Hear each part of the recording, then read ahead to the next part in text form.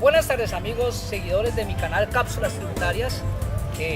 Una vez más grabando nuestro video número 25 desde la hermosa isla de San Andrés.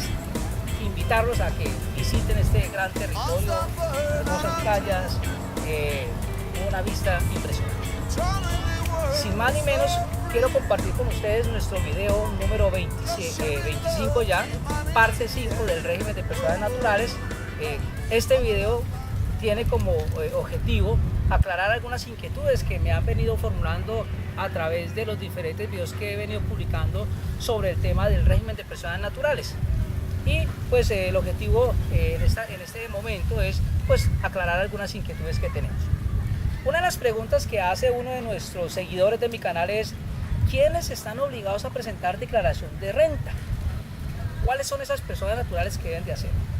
Pues bueno, es importante primero mencionar, antes de resolver esa pregunta, es que como se manifestaba en el video, en la primera parte del video de personas naturales, tenemos que tener en cuenta que hay dos tipos de personas naturales: unas personas naturales residentes y unas personas naturales no residentes.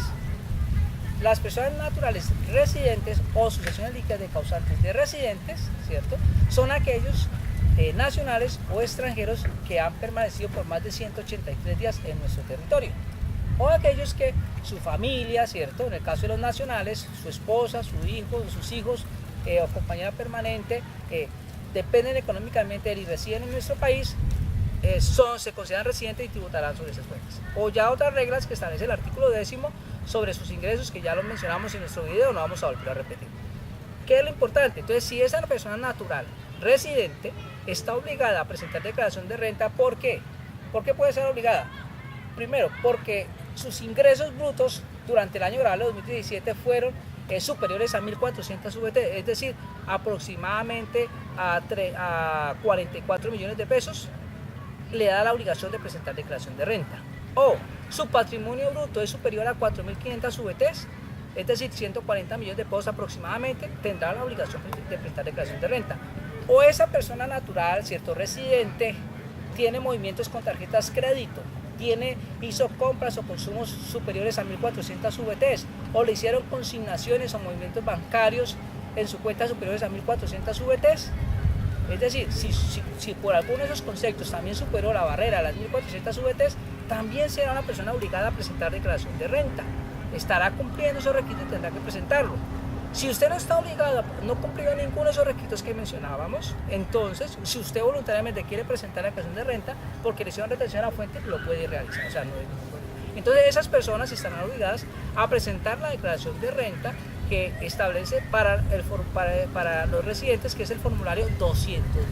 Formulario 210, todas las personas naturales residentes y sucesiones líquidas de causantes de residentes tendrán que presentar esa declaración de renta en el formulario 210.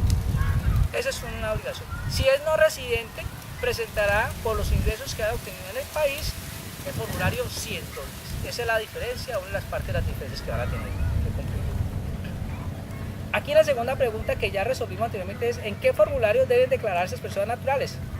Como ya lo mencionamos, si es una persona natural residente o una asociación líquida de causante residente, lo debe presentar en el formulario 210 que prescribió la DIAN en este año 2018. En ese formulario cumplirá esa obligación. Si es una persona natural no residente, deberá cumplir la obligación en el formulario 110 que se prescribió también para las personas jurídicas. El que presentaron todas las personas jurídicas en abril será el mismo formulario que tendrá que presentar las personas naturales no residentes, si está obligado a presentar la declaración. Acuérdense que el no residente, si los ingresos que él percibió en Colombia fueron sometidos a retención a la fuente de conformidad por el artículo 407, 408, 409, 410, 411 del Estatuto Tributario, y no tuvo más ingresos, no tiene la obligación de presentar declaración porque ahí le hicieron la retención a la fuente. Si no le hicieron retención a la fuente, pues tendrá que cumplir esa obligación. No se les olvide ese tema. Otra pregunta que nos dice es: ¿cuáles son las rentas cedulares? Bien, eso lo hemos venido hablando en los videos anteriores. ¿Qué es lo que hay que tener en cuenta? Que la persona natural residente, que es a la que le aplica el sistema de renta cedular, la ley estableció 5 cédulas. 5 cédulas. Cédula 1, rentas de trabajo. Si usted obtiene rentas de trabajo, esas rentas de trabajo que son salarios, prestaciones sociales, comisiones, viáticos, honorarios, y ojo con los honorarios, siempre y cuando esa persona que recibe honorarios no vincula ni contrata a 2 o más trabajadores durante 90 días continuos y discontinuos durante el año. Esos honorarios que recibe van a la cédula de rentas de trabajo. Porque si esos honorarios que recibe él ha contratado a 2 o más personas, todos los honorarios que él haya recibido se van para la cédula de rentas no laborales. Entonces, cédula 1, rentas de trabajo. Cédula 2, rentas de pensiones. Todos aquellos personas pensionadas que reciben ingresos por ese concepto, los llevará ese ingreso por pensión de sobreviviente, de vejez, de invalidez, de riesgos laborales, que esté sobre ese tema, va a la cédula de rentas de pensiones. Tercer cédula, rentas de capital.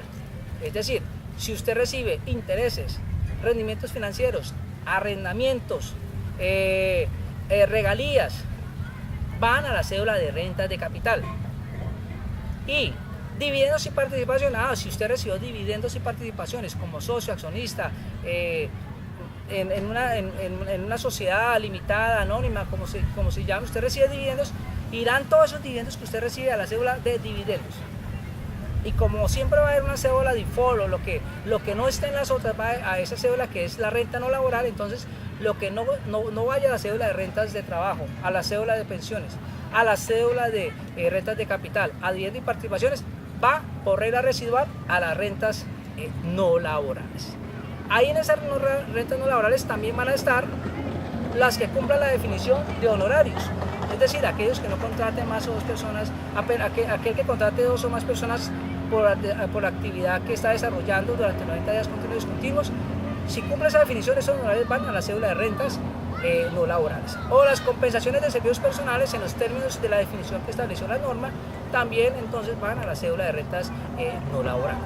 También tendrá que tener en cuenta que hacen parte de la cédula de rentas no laborales las rentas líquidas especiales, como la omisión de activos o pasivos inexistentes, como la diferencia por comparación patrimonial, va a la cédula de rentas no laborales, como una renta líquida que ustedes van a poder observar en el formulario.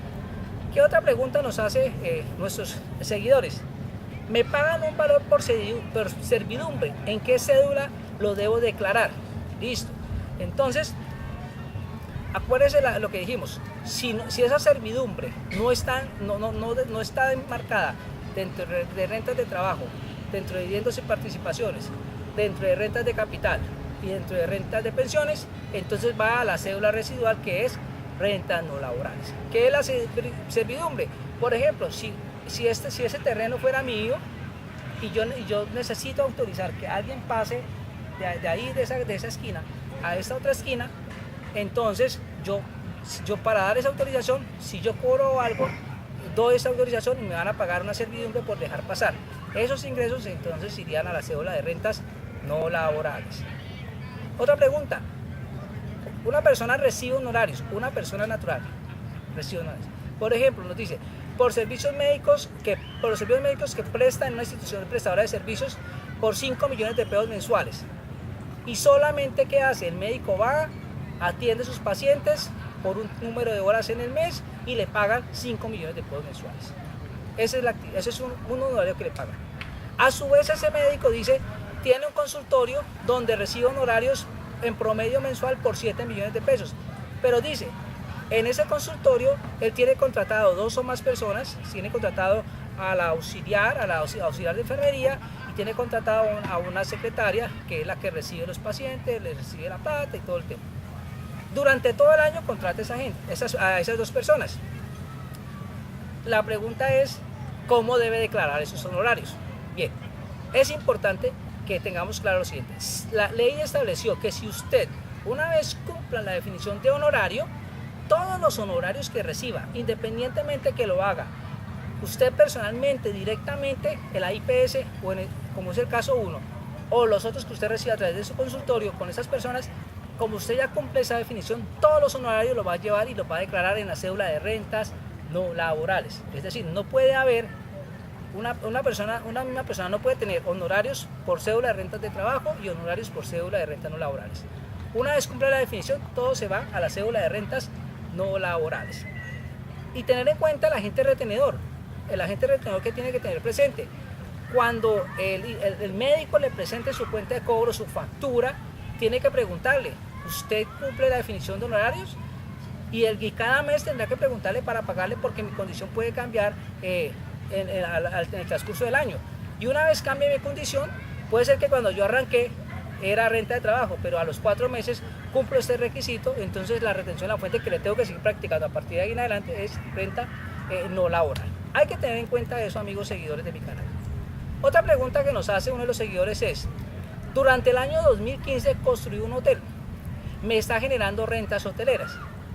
Me pregunta, a la luz del artículo 207 del Estatuto Tributario, ¿puedo tratar esas rentas hoteleras como renta exenta? ¿Y qué sucede a partir de la ley 1819? ¿Cómo las puede seguir tratando? Bueno, aquí es importante que esto es para una persona natural, porque si es de una persona jurídica, acuérdese que la ley 1819 sí estableció que las rentas hoteleras de las personas jurídicas que cumplieran ciertas condiciones quedaban grabadas a la tarifa del 9% porque tiene otras condiciones. Eso es para personas naturales. Los numerales tercero y cuarto del artículo 207 raya 2 del Estatuto Tributario no han sido derogados, no fueron derogados. Por lo tanto, tienen una aplicabilidad para las personas naturales. Para las personas jurídicas ya lo que dice la norma es que eso será grabado a la tarifa del 9%. Por lo tanto, pues ya no hay renta exenta para las personas jurídicas. Las personas naturales, la ley no las derogó. Entonces, al hacer una interpretación armónica de las normas, dice, usted puede tomarse la renta exenta de esas rentas hoteleras si cumplió los requisitos que establecían los numerales tercero y cuarto del artículo 207, pero con una condición, es que están limitadas de conformidad. Como es una renta no laboral, van a quedar limitadas al 10% o 1000 VTs. Entonces, me tomo la renta exenta, pero la limito a la regla general que me establece que es máximo el 10%. Entonces, tengo que tener presente esas condiciones para saber qué tratamiento le voy a dar a esas rentas hoteleras. Otras preguntas que nos han venido realizando constantemente es el tratamiento de las cesantías. ¿Cómo debo tratar las cesantías? Y aquí es importante tener en cuenta lo siguiente que establece, que fue una de las modificaciones que introdujo el decreto, que incorporó el decreto, hablando de dos momentos. Un momento es las cesantías que yo tengo consolidadas en mi fondo, me las han pagado y las tengo en el fondo de cesantías a 31 de diciembre del 2016, y otra las cesantías que me van consignando a partir del 2017. Y otra cosa, ¿qué pasa con aquellos regímenes tradicionales que todavía tienen cesantías retroactivas? Son también otro momento. Bueno, sea lo primero aquí que tengamos todos presentes lo siguiente, es que la ley 1819 no eliminó las rentas exentas, usted las puede seguir tomando, pero ¿qué hizo la ley 1819? Crear una limitación transversal a todas las rentas exentas en categorías diferentes. Si estamos hablando de rentas de trabajo, al 40%, si es renta de capital y no laboral, al 10%. O sea, la ley no eliminó los beneficios fiscales, lo que hizo fue limitarlos a todos por igual. Entonces no interesa que si es la renta exenta por gastos de representación de un magistrado, así es la renta exenta de un asalariado del 25%, todas quedaron, se aplica la regla general, pero quedaron limitadas con la regla del 40%. Las cesantías no fueron la excepción, también entraron en esa masa de limitaciones del 40%. Entonces, si yo tengo unas cesantías consignadas en mi fondo en el 2010, 12, 13, 14, que no las he, que yo no las he retirado, entonces esas cesantías, en el momento en que las retire, en el momento que las retire, yo las voy a tratar, ¿cierto?, como cesantías exentas, manteniendo el tratamiento anterior. Es decir, si yo fui en octubre del 2017 y retiré 50 millones de pesos de cesantías que tenía consignadas en el fondo por el 2012, 13, 14 y 15, la llevo como un ingreso en el 2017 y le daré el tratamiento de renta exenta en los términos del numeral cuarto del artículo 206 y no la limitaré al 40%, porque se va a respetar la norma que tenía vigente hasta el 31 de diciembre del 2016.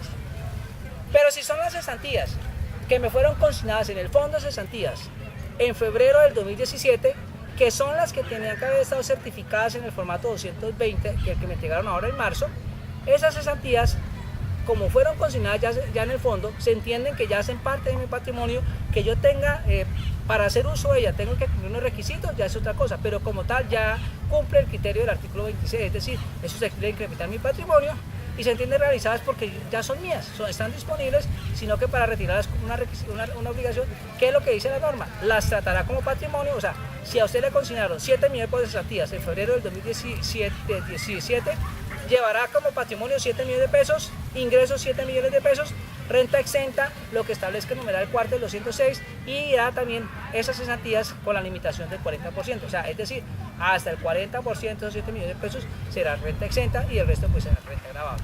¿Cuál es la diferencia entre una y otra? ¿Qué es lo que busca esa norma? Es que usted vaya pagando año a año el impuesto de esas cesantías, porque si no lo hace, o sea, si esa norma no hubiera estado, ¿qué sucede? Si usted la retira dentro de 4 años, pues en 4 años tiene que, en todo caso van a quedar limitadas al 40% y tendrá que pagar el impuesto mucho más elevado porque será progresiva la tabla. Eso es uno de los elementos que tiene las cesantías. Bueno, sé que hay muchas otras inquietudes que me formularon. Por ahora esas son, compartirlas con ustedes. Síganme en mi canal Cápsulas Tributarias, invite a todos sus amigos para llegar a nuestra meta de más de 1000 suscriptores y 4000 horas de visualización de nuestros videos. Compártanlos, mírenlos y chao desde San Andrés. Muchas gracias.